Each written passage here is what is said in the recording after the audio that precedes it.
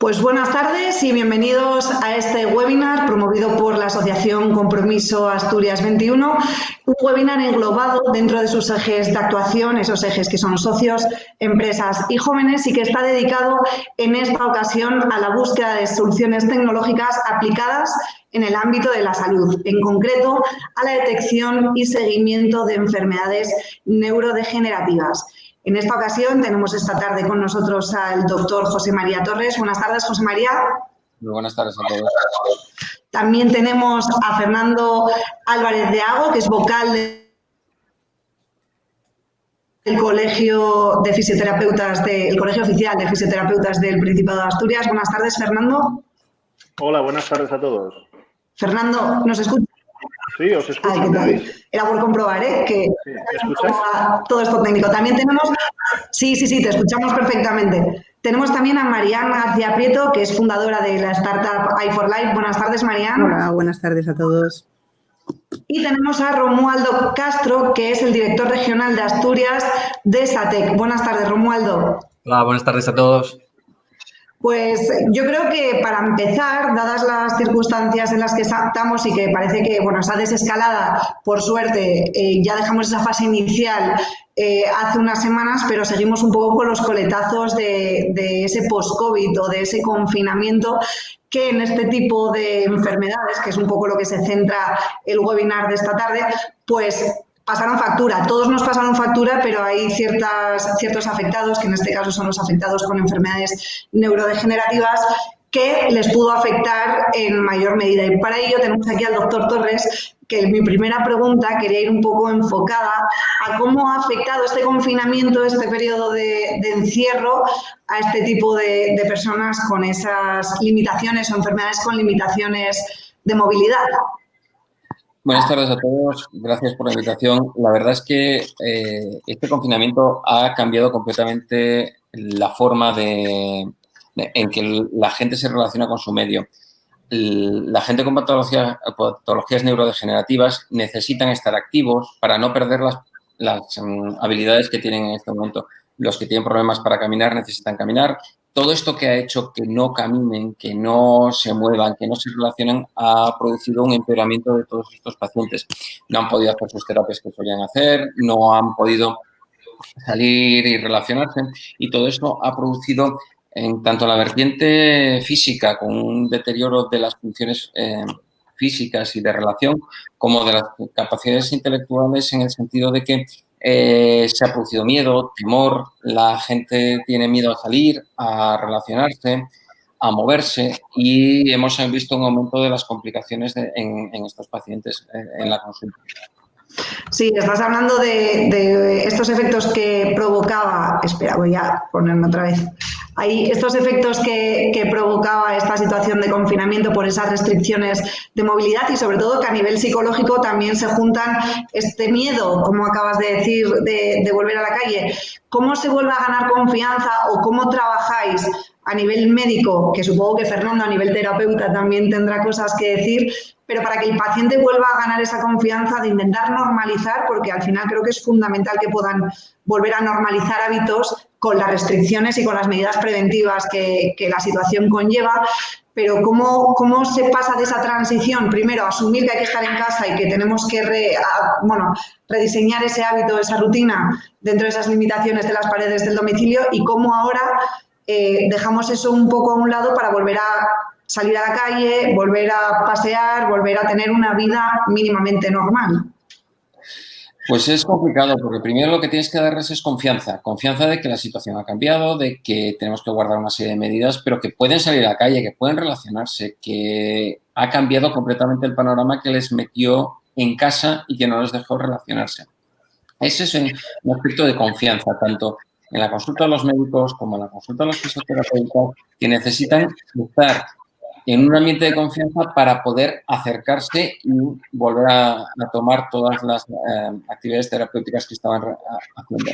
Dos, hay que reevaluar todo este tipo de pacientes, porque se ha producido una pérdida de las capacidades tanto físicas como de relación como de intelectuales, para volverlas a adaptar las terapias que se están realizando a la situación que tiene el paciente y volverlos a poder poner en el momento adecuado. Ahí, por ejemplo, tiene mucho que ver los fisioterapeutas de volver a adaptarse al nivel que tiene para poder recuperar el nivel que tenía y mejorarlo.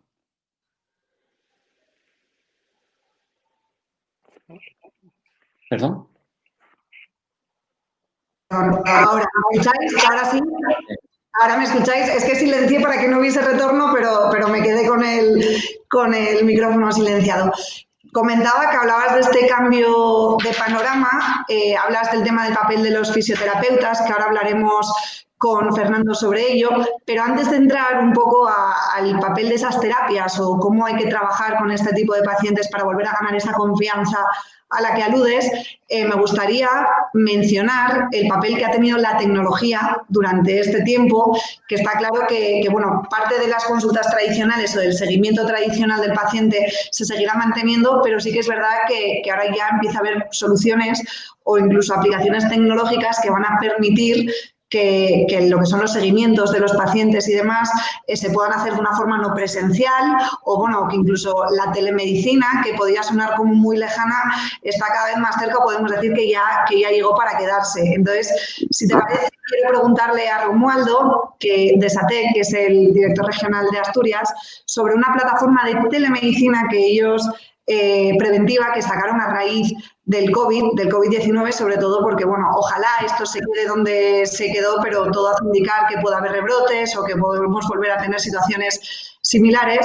Entonces, está claro que este tipo de aplicaciones o de soluciones nos pueden facilitar tanto al paciente a nivel de confianza como a los doctores para el seguimiento, para la detección o para la evolución de los pacientes terapeutas. Entonces, Romualdo, no sé si te parece que nos cuentes en qué consiste esa plataforma de telemedicina preventiva. Muy bien. Pues sí, muchas gracias ante todo por la invitación y bueno, enhorabuena por la iniciativa del Compromiso Asturias 21.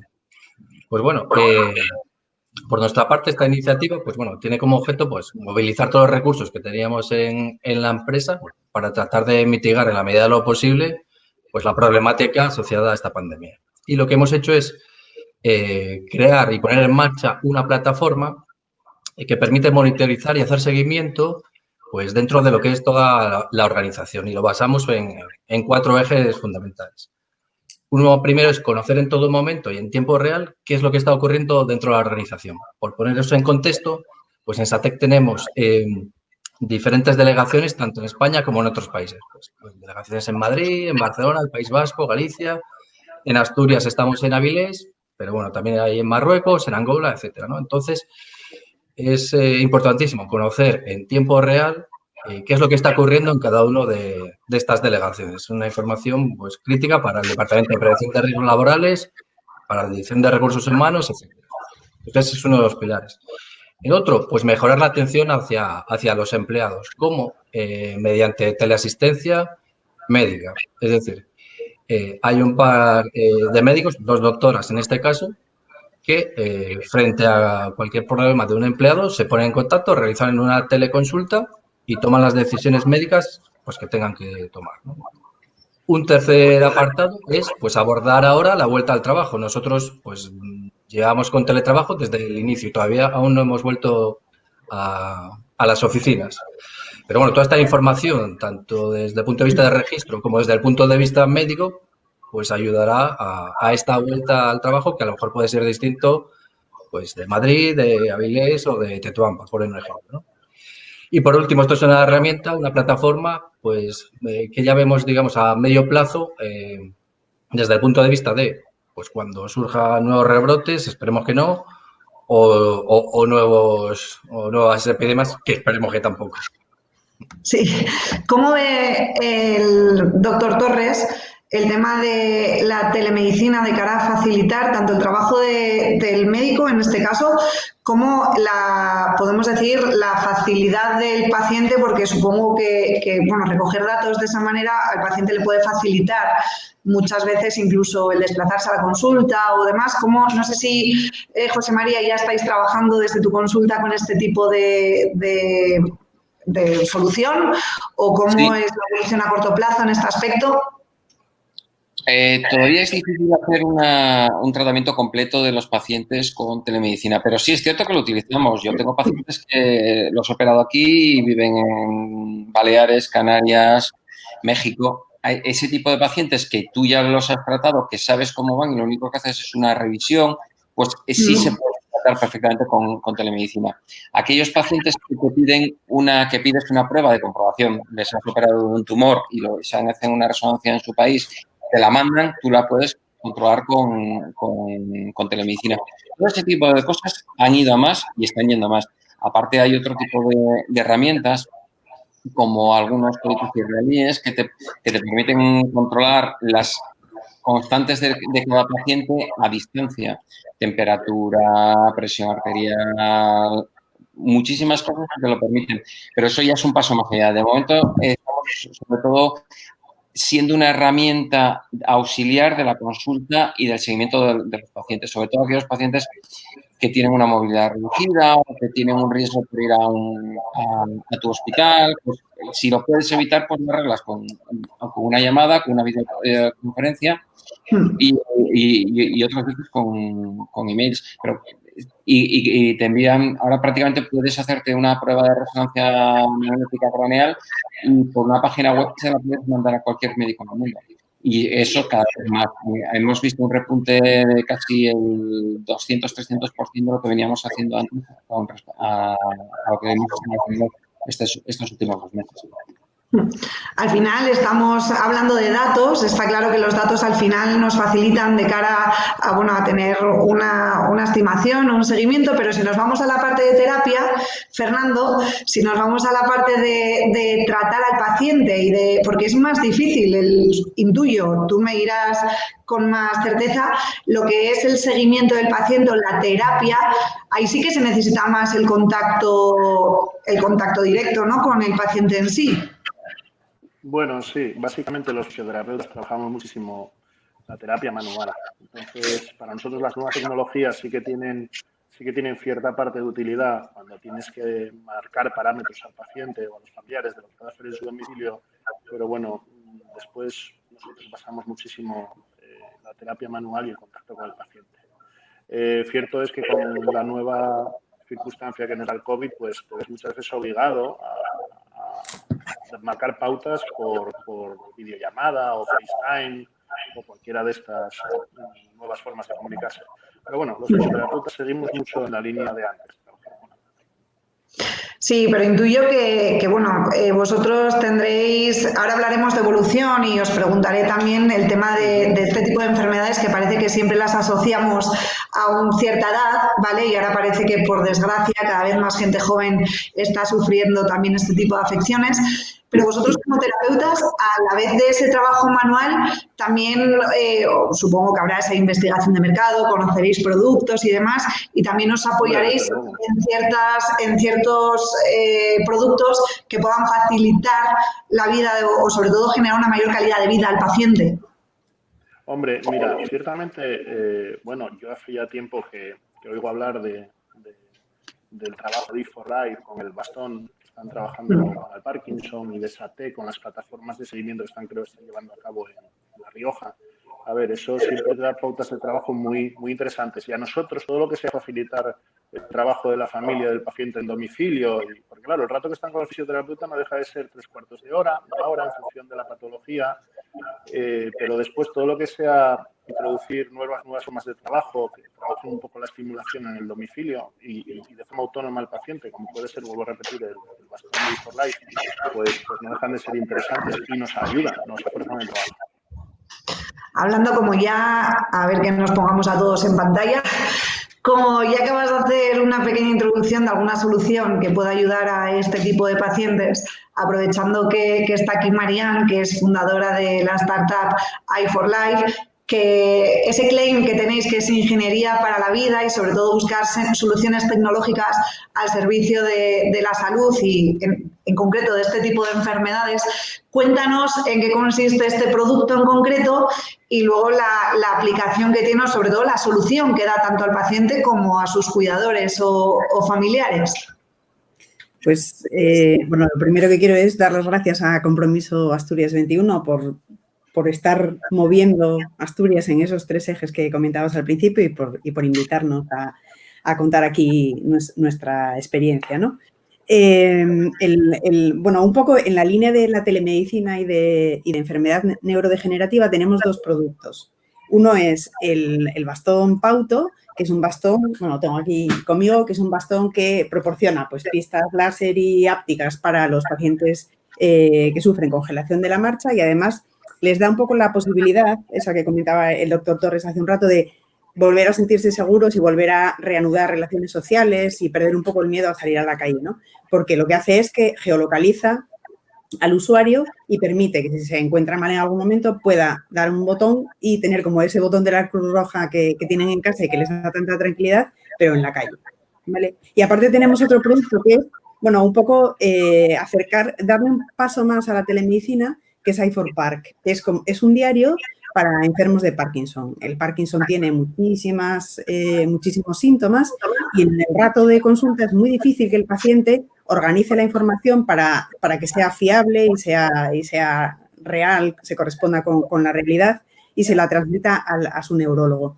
Entonces, lo que hacemos es como, digamos, llevar el trabajo hecho de un poco antes, ¿no? Que el paciente pueda meter en su día a día los síntomas que va teniendo, las dudas que le van surgiendo, si se va tomando o no la medicación y el día antes de irse al médico, imprimir o mandarle al médico o que el médico pueda revisar en la consulta un resumen de ese histórico de diario, vamos a decir.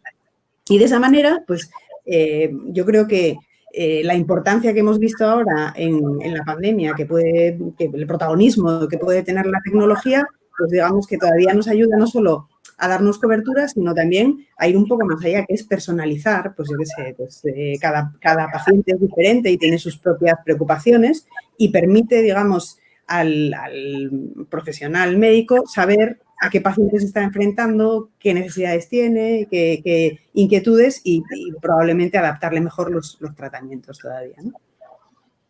Y el uso de este tipo se nota que con el tiempo, no solo con el tema del COVID, porque esto al final no es una enfermedad nueva o no son enfermedades nuevas, pero hay demanda o se ve que la gente empieza a confiar en este tipo de servicios de registro de datos, con un poco todo lo que le hace guardar toda la información para que luego el doctor pueda analizar, incluso el terapeuta pueda modificar terapias, ellos me contarán con más detalle, pero bueno, veis que cada vez haya más gente que confíe en este tipo de servicios.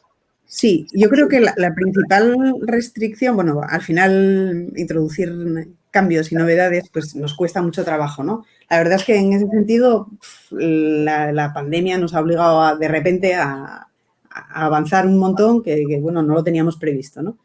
Pero yo creo que sí, que la gente, nosotros percibimos y estamos percibiendo ahora mucha más apertura por parte de los familiares. Al final, quien decide comprar un dispositivo médico de estos no es el propio usuario, el propio paciente, sino sus hijos o su pareja o alguien que esté, digamos, que esté como un poco al cargo, ¿no? del cuidado de esa persona. Y sí, porque al final lo que ves es, gracias al dispositivo, su vida va a mejorar y la tranquilidad y, bueno, y eso, y los datos que, bueno, estamos un poco obsesionados, ¿no? Todos en general, pero al final los datos son información que facilita y que mejora un poco la vida. Y la clave un poco, donde nosotros ponemos así un poco más el foco es en que el producto para el usuario sea muy fácil de usar, porque si lo complicas, no lo va a usar. Entonces, lo que tenemos es un bastón liso y laso que tiene, digamos, la inteligencia escondida y solo visible para el neurólogo, para el terapeuta o para el familiar. Desde el punto de vista médico, Fernando ya habló un poco de que conocía el sistema. No sé si el doctor Torres lo conocía o no lo conocía o cómo ve él. Bueno, al final lo hablábamos al principio, pero creo que aunque todavía estemos un poco en ese camino a medio plazo o a mitad de camino de estar todos tecnológicamente conectados y en este aspecto, pero en la consulta o los pacientes notas que cada vez más la gente se preocupe por tipos de soluciones así, o incluso si ya trabajas o ves que cada vez hay más actividad en este aspecto de llevarte los informes a través de dispositivos de este tipo y demás. Es una tendencia que está empezando, pero es una tendencia que ha venido para quedarse. no solamente este tipo de dispositivos, sino dispositivos mucho más complejos están utilizando este tipo de tecnología para poder tomar datos de los pacientes. Por ejemplo, aquellos pacientes que se utilizan estimuladores medulares o cirugía de Parkinson, que haces estimuladores medulares, tienen cinemómetros y acelerómetros que permiten saber qué fases del día funciona el paciente mejor, cómo están mejor caminados, cuánto caminan, qué velocidad hacen, qué periodos tienen, qué no. Con lo cual, todos esos datos después se pueden trasladar a la consulta con una serie de gráficas y datos que te permiten ser mucho más práctico y mucho más preciso a la hora de implantar el tratamiento, porque a veces los tratamientos que hacemos son muy efectivos, pero no satisfacen al paciente. Y a veces la respuesta que te dan es de satisfacción más que de realidad. ¿Con esta medicación puedo caminar más? No puedo caminar. Realmente camina el doble o el triple, pero a lo mejor no llega a su expectativa, que era poder llegar a casa de su hijo. Entonces, en todas estas cosas, sí es importante saber cuáles son los datos para poder manejarlo. Y esta serie de aplicaciones, bastones, todo tipo de aplicaciones, también de teléfonos móviles, han venido para quedarse. Yo quería hacer una consulta que ya la dejo un poco en el aire por ver quién quiere contestar. Hablábamos antes que este tipo de afecciones muchas veces pensamos que solo le ocurre a la gente mayor o que hay cierta edad. Creo que cada vez hay gente más joven que sufre este tipo de patologías y no sé si se está notando que hay datos que puedan corroborar este aspecto y, por desgracia, afecta de manera más temprana a cierta gente. Está claro que la gente joven a nivel tecnológico pues está como más familiarizado, pero sí que es cierto que hay que tener claro que esto le puede pasar a una persona de 40 años, no hace falta tener 80, y no sé si se está notando más cantidad de este porcentaje de gente en este tiempo. No sé si a nivel terapeuta, a nivel médico, a nivel dispositivo, ¿quién quiere hablar sobre la afección de gente más joven? Porque supongo que los tratamientos y todo será distinto. Es distinto una terapia a una persona de 40 que a uno de 80. Obviamente es completamente diferente. Por ejemplo, la enfermedad de Parkinson, algunas formas de enfermedad de Parkinson son juveniles y empiezan a los 30 y tantos años. No es lo mismo tratar a un paciente que tiene 70 años y que quiere salir a dar una vuelta alrededor de su casa, y la terapia física que tú haces un fisioterapeuta es completamente diferente que a un paciente de 35 años que lo que tiene que hacer es ir a trabajar. Es completamente diferente. Y cada vez hay más. La ventaja que tenemos con la gente joven es que hace 2 años, escasamente, cuando operabas a un paciente te decía, no, hoy he caminado 20 minutos. El paciente joven que venía con el teléfono y te decía 12.000 pasos, 13.000, he ido subiendo un porcentaje. Ahora incluso la gente mayor lo está haciendo. Es decir, no solamente hay una mayor tecnología cuanto más jóvenes, sino que cada vez el tema tecnológico se ha corrido más hacia el sector de gente de más edad. Sí, y a nivel de tratamientos, porque aquí estamos hablando de productos que te acompañan a tener una mayor calidad de vida, pero a nivel de tratamientos, ¿en qué punto nos encontramos? Está claro que es algo que no tiene cura al 100%, o bueno, corrígeme si me equivoco, pero ¿a qué nivel estamos de poder frenar ese tipo o ralentizar ese tipo de afecciones? Supongo que la edad también influirá, que unos puedan ir más rápido o menos, pero ahora mismo, ¿en qué punto nos encontraríamos? Es una pregunta muy buena y es una pregunta muy difícil de contestar, porque no todas las enfermedades se comportan de la misma manera. Una esclerosis lateral amiotrófica, tienes muy pocas posibilidades de tratarla de forma efectiva y retrasarla. En cambio, si estás hablando de una enfermedad de Parkinson, estás hablando no de una enfermedad de 2 años, sino de una enfermedad de 15, 20, 25 años. Son cosas completamente diferentes. La enfermedad de Parkinson Antes había cambiado mucho, duraban poco los pacientes y ahora pueden durar muchísimos años. La estimulación cerebral profunda la ha cambiado completamente, las nuevas drogas la están mejorando, las bombas de apomorfina. Es decir, depende de cada enfermedad, pero sí es cierto que hay una mucho mayor calidad de tratamientos y permite una mayor calidad de vida en los pacientes y que cada vez más enfermedades se pueden tratar y mejorar. Como decimos, el Parkinson. Puedes hablar también de enfermedades de movilidad como la hidrocefalia crónica del adulto, los problemas de columna, que también a veces se pueden beneficiar de este tipo de instrumentos porque producen bloqueos de la marcha. Hay cada día más tecnología al servicio.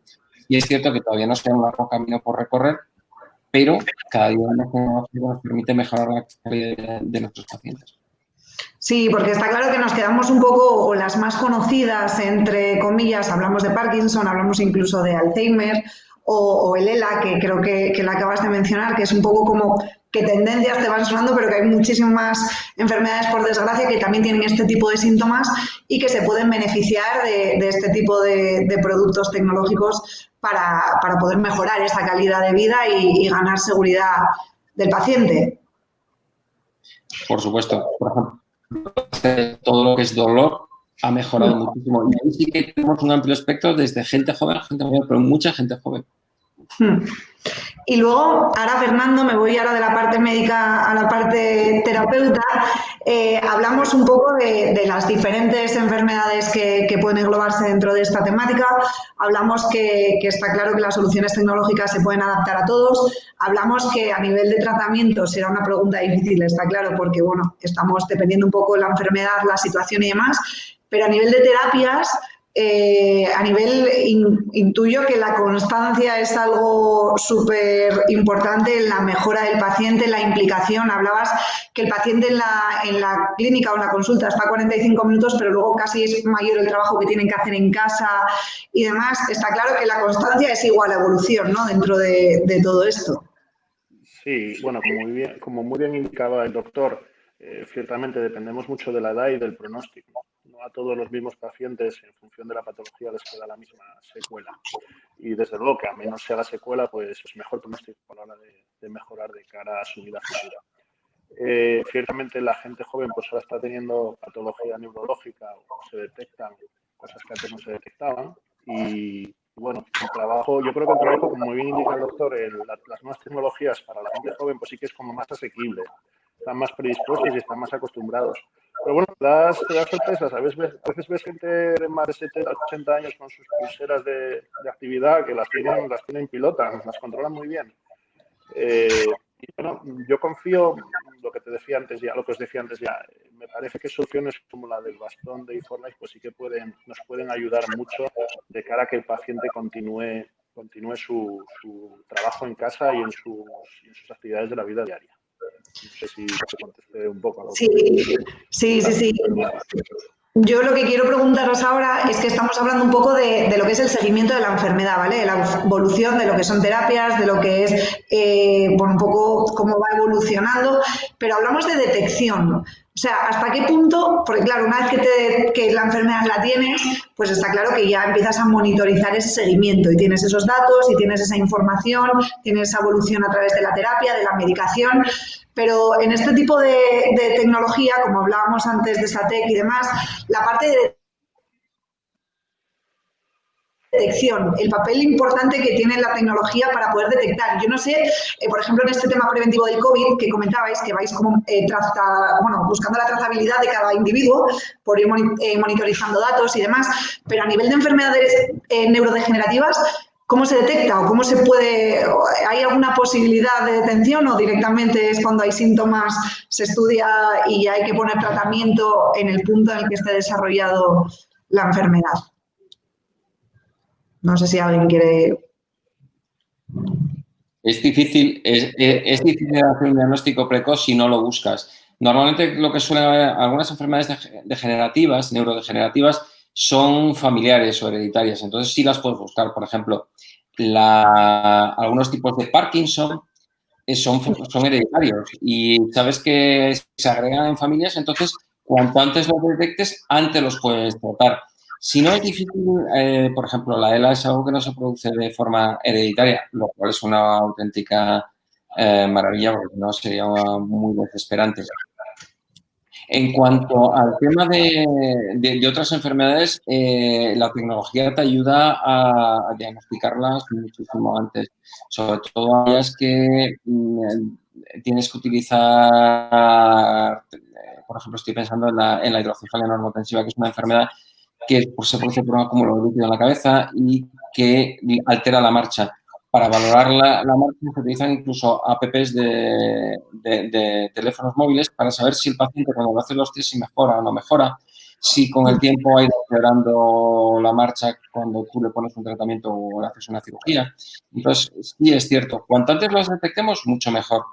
En degenerativas es más complicado. Es mucho más interesante, por ejemplo, lo que tenían en SATEC de enfermedades infecciosas, enfermedades que se desarrollan muy rápido. Si hay señales de alarma y cosas que te pueden permitir en determinados momentos saltar la alarma y a qué paciente le puede atacar o quién ha estado en situación de riesgo para que esto suceda.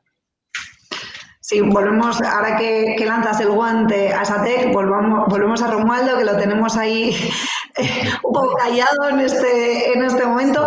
Hablamos que las enfermedades neurodegenerativas es difícil detectarlas. Hay ciertos factores, como comentaba el doctor, tema hereditario y demás, pero hay algunas que eso no implica a poder desarrollarlas y tenerlas, por tanto, casi hay que esperar a que se manifiesten los síntomas para detectar y una vez que lo tienes, pues empezar a tomarlo. Pero vosotros en SATEC trabajáis con la parte preventiva, con este tratamiento que comentabas del COVID, que es uno específico, pero que tenéis más. Entonces, ¿cómo jugáis este papel o cómo se trabaja en esta parte de prevención? Porque está claro que hablabas antes de monitorizar datos, pero es como cada empleado se toma sus constantes, las sube. Bueno, cuéntanos un poco.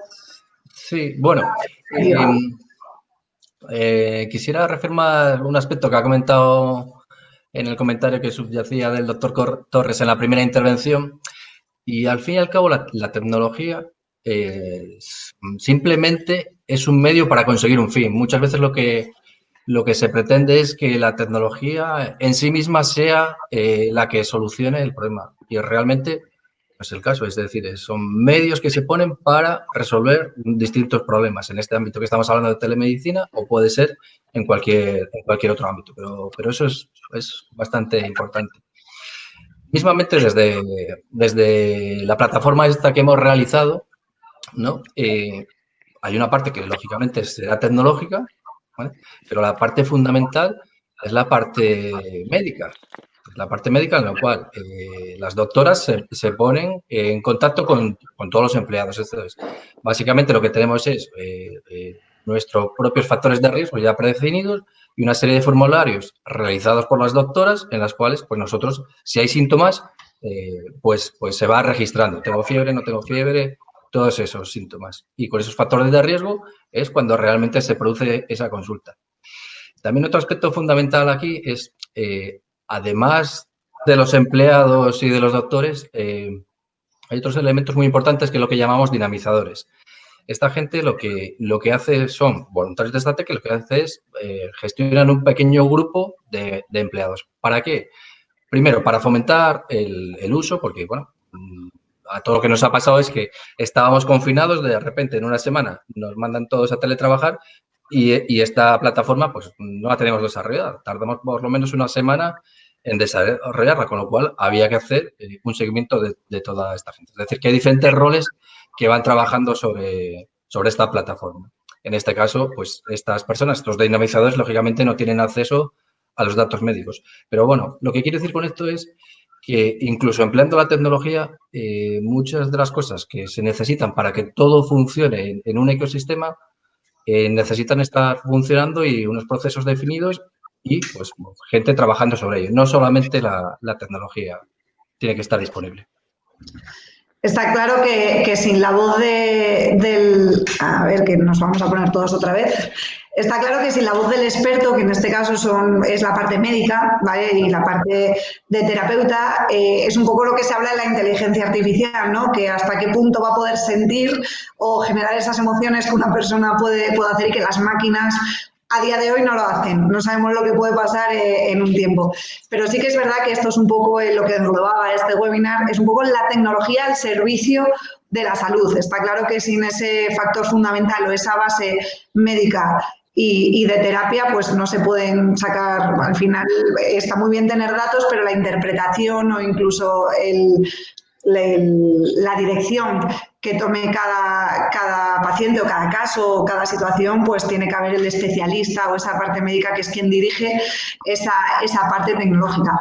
Pero lo que está claro es que este COVID nos ha dado esa digitalización forzada que hasta hace unos meses, 3-4 meses, parecía que todos lo teníamos un poco en órbita, pero hasta ese momento no nos dimos cuenta de que a partir de ahora la tecnología al servicio de la salud, como a otros tantos campos, ha llegado para quedarse y que creo que todos estamos de acuerdo, no sé si con sus peculiaridades, y obviamente puntualizando en esta parte de que el experto tiene que estar detrás, que es quien controla y quien conoce realmente la enfermedad o cómo reaccionan los expertos, pues la tecnología es un fiel aliado de la salud y que puede ayudar mucho en la detección, no en este tipo de enfermedades, pero sí con lo que hablábamos de SATEC, tema de COVID o incluso temas víricos o bueno, cosillas que puedan surgir. Esperemos que esta pandemia se quede y que lo olvidemos y que no haya más en un futuro, pero sí que es cierto que todos estamos de acuerdo que la tecnología facilita,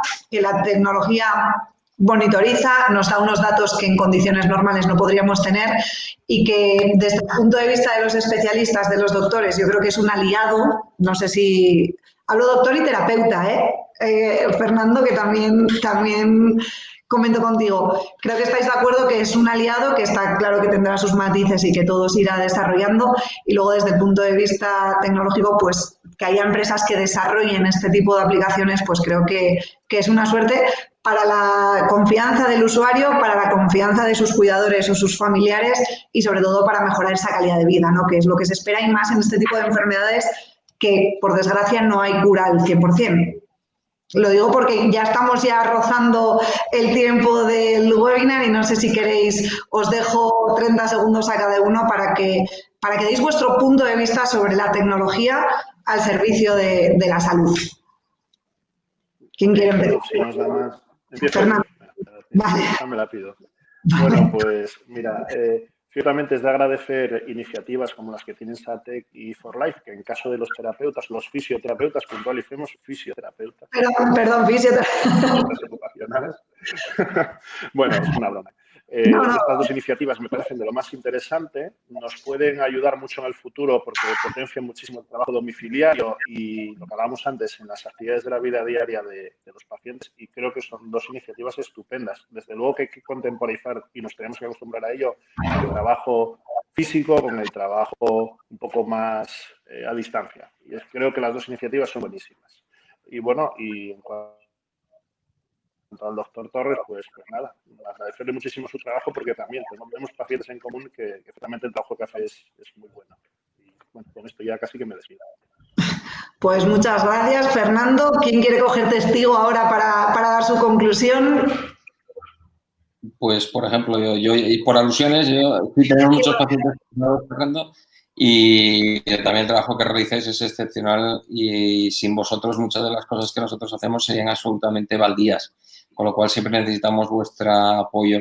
Las iniciativas que están haciendo tanto SATEC como el Bastón Inteligente son muy interesantes y ayudan mucho el trabajo tanto del paciente como del fisioterapeuta como de aquellos como de los pacientes y a veces de alguien que se nos olvida, que son los cuidadores.